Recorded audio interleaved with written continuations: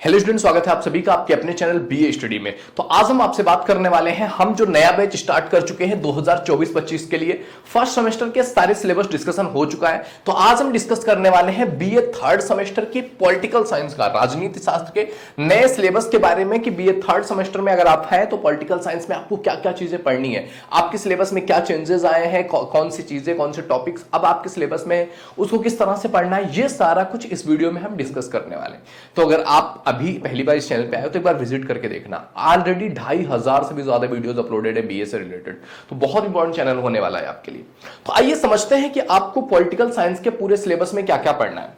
तो सिलेबस का जो पॉलिटिकल साइंस का नाम है ना, ये नाम है इसका political process in India. Bharat में पॉलिटिकल प्रोसेस किस तरह से वर्क करते हैं, किस तरह से पॉलिटिकल सिस्टम बनाया गया है भारत में, उस चीज के बारे में बात करनी है। भारत में राजनीतिक प्रक्रिया किस तरह से भारत में चल रही है, किस तरह से सिस्टम वर्क कर रहा है, इन सभी चीजों के बारे में आपको समझना है। तो देखो, इसमें पहला यूनिट में आपको पढ़ना है, क्या समझना है पहले यूनिट में? तो पहले यूनिट में आपको पढ़ना है उत्तर औपनिवेशिक भारत में लोकतंत्रीकरण की प्रक्रिया। उत्तर औपनिवेशिक भारत यानी हमारे देश में आजादी से पहले औपनिवेशिक काल के उत्तर में भारत में लोकतंत्रीकरण की प्रक्रिया क्या थी, कैसी थी, लोकतंत्र के आयाम किस तरह से सेट हुए। जब हमारा देश आजादी के करीब आया, आजाद हुआ, तो लोकतंत्र के आयाम क्या सेट हुए। वो आयाम सामाजिक हो सकते हैं, वो आयाम आर्थिक हो सकते हैं, वो आयाम राजनीतिक हो सकते हैं। तो क्या आयाम सेट किया गया कि हम किस तरह से इस चीज को लेते हैं, किस तरह से इस चीज को समझते हैं और आगे इसको किस तरह से हम कंसीडर कर रहे हैं। स्वतंत्रता के बाद भारतीय राजनीतिक व्यवस्था को आकार देने वाले कारक कौन थे, कि जब भारत आजाद हुआ तो स्वतंत्रता के पश्चात भारत में किस तरह से राजनीतिक व्यवस्था चलेगी, उसको आकार देने वाले कारक कौन कौन से थे, कैसे ये डिफाइन हुआ कि हमारा देश जब आजाद होगा तो उसमें किस तरह से राजनीतिक व्यवस्थाएं वर्क करेंगी, इसके बारे में डिस्कशन करना है। दूसरा यूनिट है आपका, इसमें पढ़ना है आपको संघवाद के बारे में, जो एक सेंटर के बारे में कि एक संघ की व्यवस्था की जाए, वो संघवाद क्या था, किस तरह से अन्य राज्यों को भारत में जोड़ा गया, तो गठबंधन कैसा था, राजनीतिक दल कैसे बने और भारत में दलीय प्रक्रिया किस तरह से शुरू हुई, कौन कौन से दल आए, किस तरह से इलेक्शंस हुए, वो सारी चीजों के बारे में आपको समझना है यूनिट नंबर 2 में। ओके, यूनिट नंबर 3 में आपको क्या पढ़ना है? तो यूनिट नंबर 3 में आपको पढ़ना है लोकतांत्रिक विकेंद्रीकरण के प्रभाव, यानी कि लोकतंत्र ने विकेंद्रीकरण भी किया, मतलब एक संघ तो बना भारत में लेकिन उसने विकेंद्रीकरण भी किया। अलग अलग राज्य हैं, 29 से 32 राज्य अभी हो चुके हैं। तो अब इतने सारे राज्य हैं, हर राज्य में कई सारे डिस्ट्रिक्ट्स हैं, डिस्ट्रिक्ट्स में कई सारे सब डिस्ट्रिक्ट्स हैं, तो उन सब में अलग अलग लोग हैं जो वहां पे वर्क कर रहे हैं, वो उस व्यवस्था को बेहतर बनाने की कोशिश कर रहे हैं।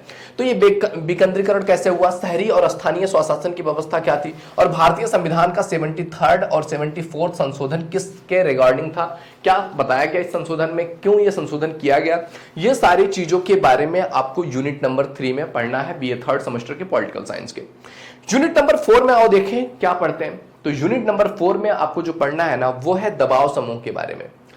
एक जो प्रेशर ग्रुप होता है, यानी कि विपक्ष एक तरीके से जो दबाव बनाता है, रनिंग जो पॉलिटिकल पार्टी है उस पर दबाव बनाने का काम करता है दबाव समूह। मतदान व्यवहार के निर्धारक तत्व कि मतदान किस तरह से होगा, कैसे होगा, उसके व्यवहार के तत्व क्या है, वो सारा कुछ पढ़ना है इसमें।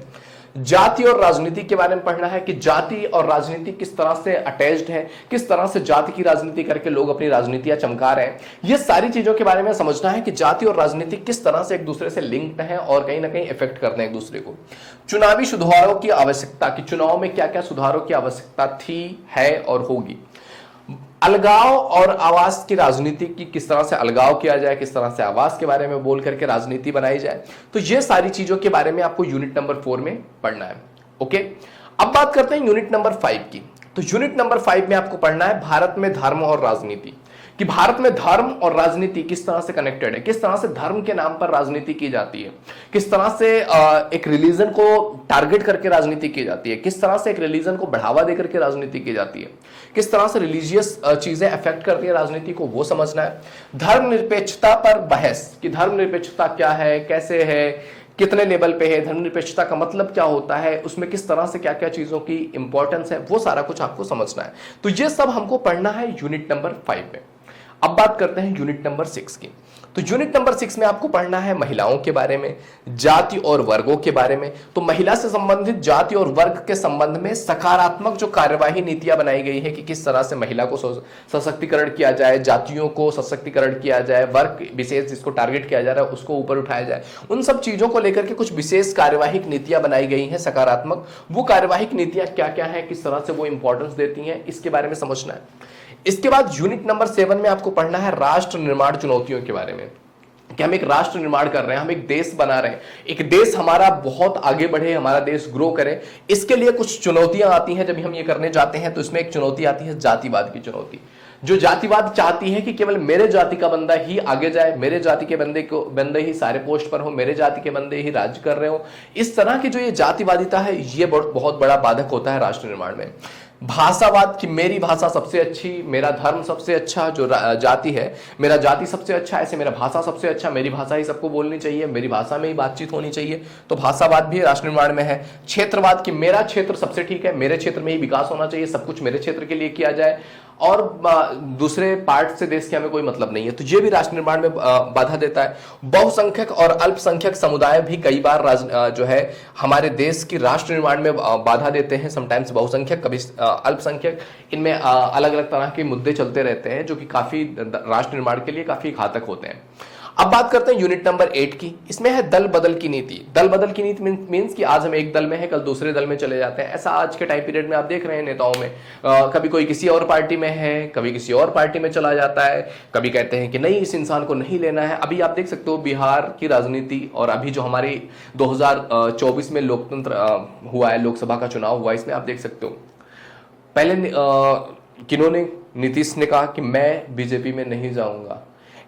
होम मिनिस्टर अमित शाह जी ने क्या कहा कि मैं कभी भी नीतीश बाबू के लिए सारे दरवाजे बंद हो चुके हैं बीजेपी के, लेकिन जब जरूरत पड़ी, इलेक्शन लड़ना था, तो नीतीश बाबू आ गए बीजेपी में। अमित शाह ने उनको एक्सेप्ट भी कर लिया, बीजेपी ने एक्सेप्ट भी कर लिया, चुनाव भी लड़े और कहीं ना कहीं उन्हीं के दम पे सरकार भी बना के रखी है।